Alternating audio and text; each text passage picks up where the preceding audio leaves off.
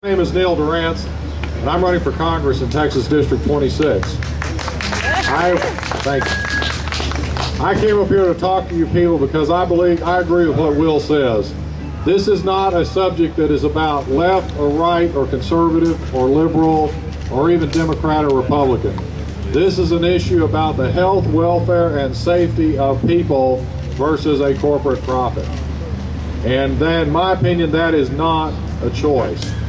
But the other problem that we face is that the technology that is being used presently in this area as we speak has gotten ahead of the regulatory structure which provides for the safety and welfare of people. As mentioned by Mary, a discussion was begun, or a study was begun in 2004 as to what the effects of hydraulic fracturing would be. That study was stopped. The gas drilling, which is what is going on around here, was specifically exempted by the Bush administration and voted by the president incumbent, was voted, and it exempted just the gas from the Clean Air and Clean Water Act. That means that they are not subject to telling us what chemicals they are putting in the ground, what the effect of them are, what's being vented from the well sites or from the storage sites. And we know that there is a potential of up to 594 chemicals, many of which are carcinogens, which can be visited. To quote Dish Mayor Calvin Tillman, he said, "How long do I have to wait before my children develop leukemia before we begin to do something about it?"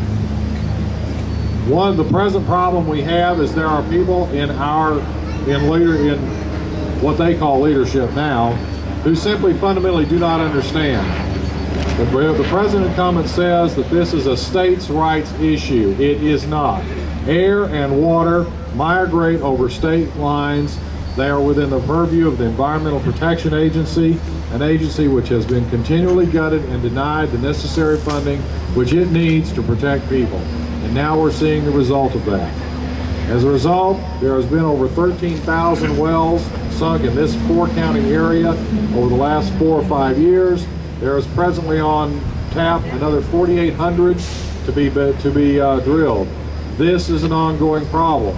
But I urge you to consider this as more than just a problem here in this district or in this area. This is a problem which affects 34 states. Last 2 weeks ago, the New York Assembly, their legislature, state legislature, voted to stop the drilling and a moratorium. The reason they voted to stop it was because all the shale where they want to frack and the potential damage to the water supplies the entire water system of New York City and about 12 million people. Who says that any one group of people, no matter where they are in this country, are any more important than any other? It is time that we implemented the regulations that will protect people, and that is how we do it. We remove the exemptions from the Clean Air and Clean Water Act. We properly fund and put the inspectors and people need to be on the ground in the areas that will find out what is going on with the drilling and how it can be done. Now, to be fair, and I think we should be, gas is probably one of the fuels that we will need to make a transition to hopefully a green and sustainable economy. But not at the cost of cancer-causing carcinogens being placed in the water and ruining water supplies for many, many, many years. So what I would encourage you to do is to do 3 things. 1, watch this carefully.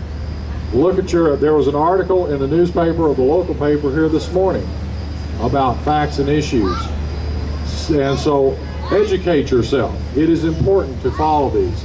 Secondly, look at the leadership and what your leadership is proposing to do, whether it be nationally, state, or locally. This has to be a coordinated effort, as amazing as it sounds, between local and national government. Why? Local cities control inside their jurisdictions. They can pass ordinances that will protect people, setbacks, drilling standards, all these things that they can do inside a city. But as the city of Dish found out, which is a few miles just to the west here, they passed an ordinance and the company moved the well 50 feet outside the city limits, and down they went again. So it has to be coordinated between local and national. Why not state? because in state we're under the Texas Railroad Commission, which has nothing to do with railroads anymore. But that Railroad Commission does pooling and spacing and plugging and a few other minor regulatory things. The reason I say that is because the regulatory structure in Texas is not set up to address these particular problems. As well it should not be, because it is a federal issue of the clean air and clean water and what that will do. Also, when you see and hear about forums such as the one we had down in Flower Mound the other night, talk to the people who have the ability to understand this. And by that I mean, we've talked to Professor Maxey at the University of North Texas here, who is talking about how when they pull the gas out there are subsidence and the geological problems. Or Dr. Point that said when they put fluids into the ground and we don't know how they migrate. The problem we have is we don't know. And until we do, we should opt for the safety and the health and the welfare of not only the people here, but the future generations that come here. Now, I want to thank you all very much for allowing me to come speak. Educate yourself. I'll be around to talk. And like I said, let's also work together. Because this is, like I said, it's not about left, right, conservative, or liberal, or Democrat, or Republican. It's about the health and welfare of people. Thank you.